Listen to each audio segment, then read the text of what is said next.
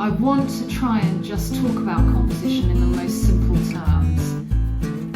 Hello everyone, welcome to this week's video, part 3, composition and a trip to Hastings Old Town, to the gallery Hastings Contemporary.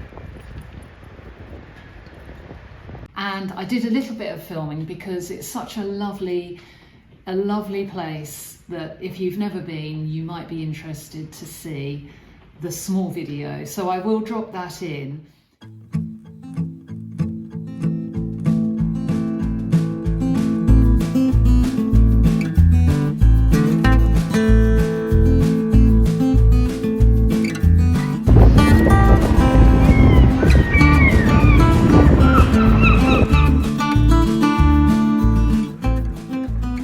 The tall black wooden sheds are traditional storage buildings of the Hastings fishing fleet.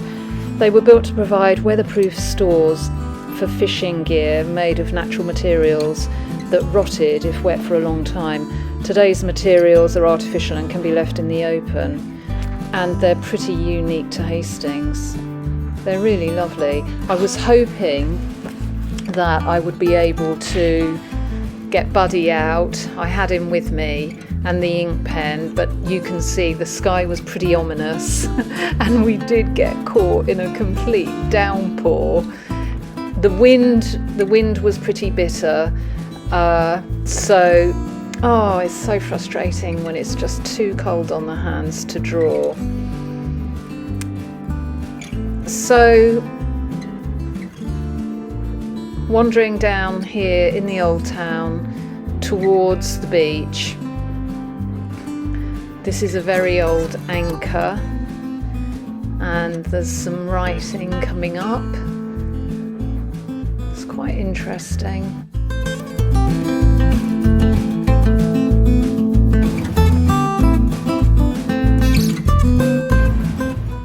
There's a miniature railway on the right hand side. We've just past it, and those are the cliffs behind.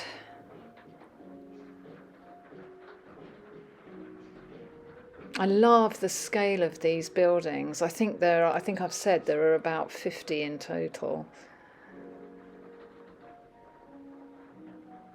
So here's the beach. And boy, that water did look cold.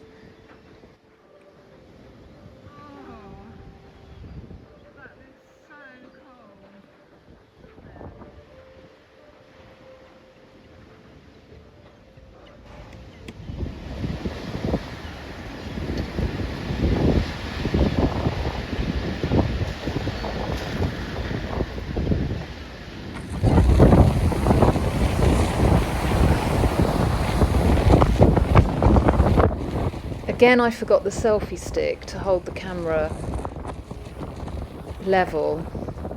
That's the reason we feel like we're bouncing up and down. I thought I was holding it straight. Walking out on the little pier. The wind was really pushing against us.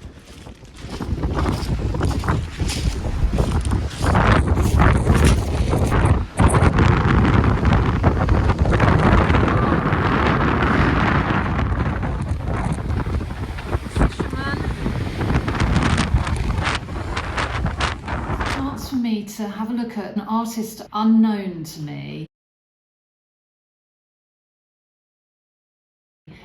Lovely large pieces of art. I'll put all the information in.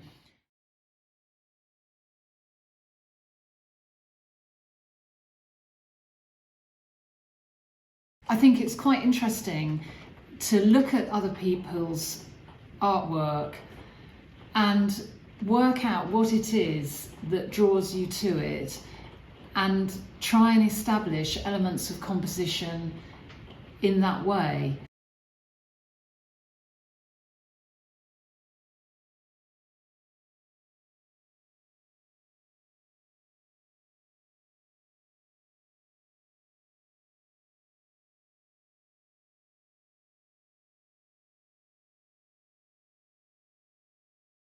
I think a really simple way of thinking and working out composition is that all you're doing is arranging the elements of your painting into order, to have balance, to have a harmony through balance.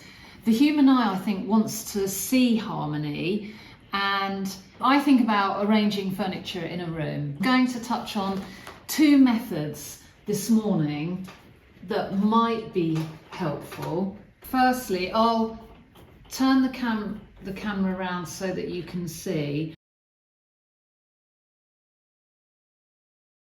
I've gessoed my canvas board and I cut out this is just coloured copy paper. I cut out a rough idea of my snake plant. I decided it might work by sitting it on a table, and I just started to play around with shapes. The main element for me obviously is the snake plant. That's going to be the key thing. Does it need anything with it? Is it just going to float in space, or do I need to anchor it on something? What's going to be in the background, etc. I will go and get my sketchbook.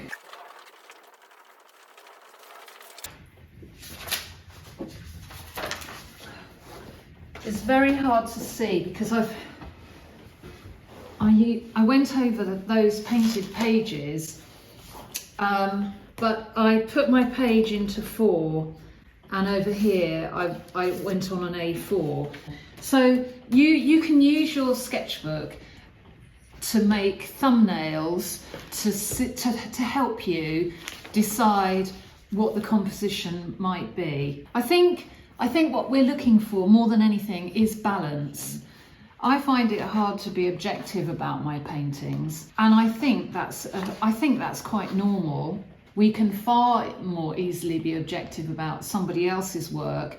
There's no personal commitment to it. We can see it with completely fresh eyes. It's really hard to get a distance when it's your own painting. But I do know, I've made these notes and I've written, but I do know from experience that giving the work time, living with it for a while, moving it, sometimes putting it out of sight, really helps me focus on what might be needed to find a better composition. I've also written here that the way you choose to arrange the elements on your painting will be yet another indicator of your art style. One rule is about not creating a bullseye in the centre of the painting, but one of my favourite paintings, I've completely broken that rule, and I love this little painting. I'll grab it.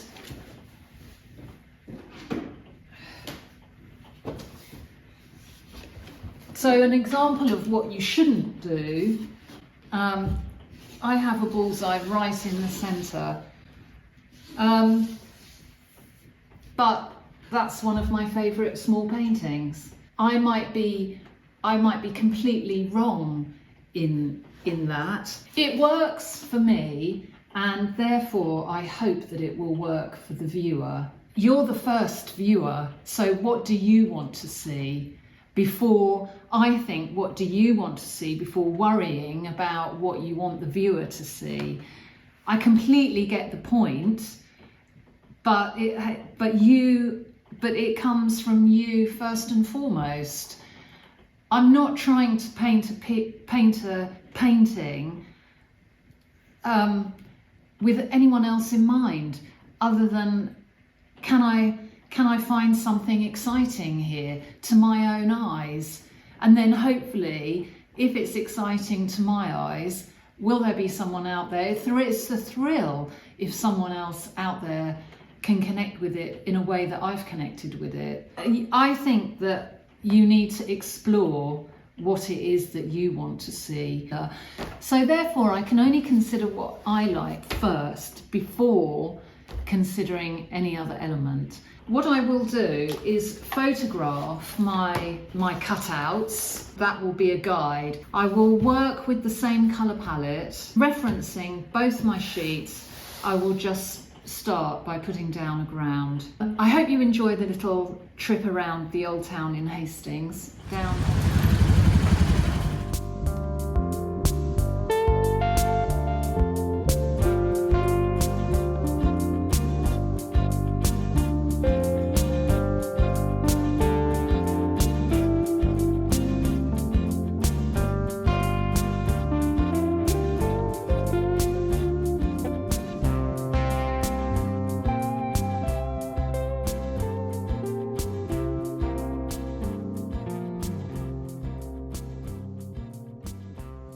take the elements that you most like from the work that you've done so far in monochrome and colour, and I'll record my progress. I don't want to put myself under any kind of pressure that I must get this painting finished this week. I have no idea how long it will take from here in. I will give it my attention, I'll make a start, and I'll see where it wants to go. If you're joining in, I hope you're prepped up. I would love to know what everybody's up to. A really lovely subscriber said that she will never look at a snake plant in the same way.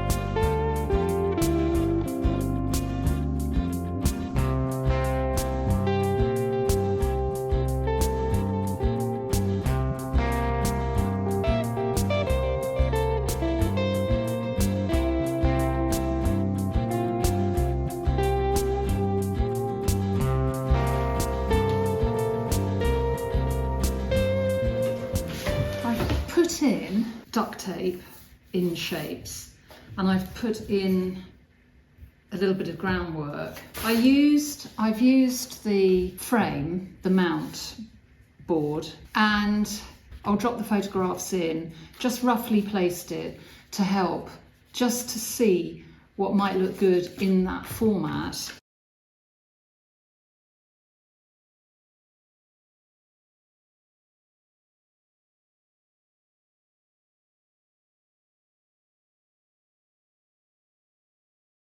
And I photographed my favourite, so I'm definitely going to be guided by what I like on here.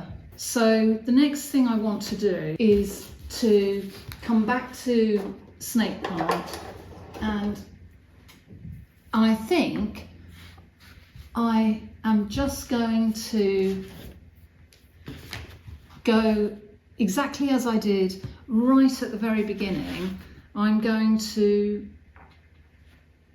blind contour the plant and see what I get. For now, I'm going to go with this instead of my cutout sheet and have a little play.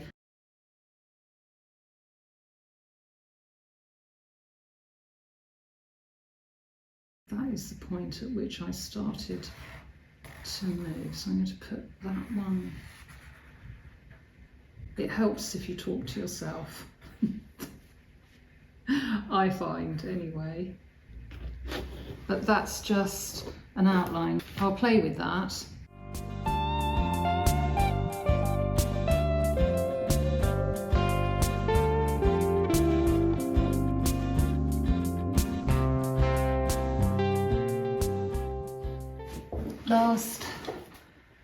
Last little bit in the house this morning. I've got lots of wet paint down, so I need to let that dry. And I'm in the ugly stage, I'd call this. I got to a point where it was all looking really placed, so I messed it up a bit, and now I feel that I want to let the painting go its own way. We're having some work done on our roof, and so there's a bit of banging. Everything is signalling to me to clear off of the kitchen table. I've managed to take up the whole thing. So this morning, also I can't find things, and that's always a really good sign that you need to clear down and regroup. So what I'm going to do, I'm going to end this week's video here. I'm going to get back in the cabin, weather permitting. Next week, I'm going to continue. I definitely want to make a series of paintings. I think I've got so much material here that I don't want to stop now. So next week, I'll continue.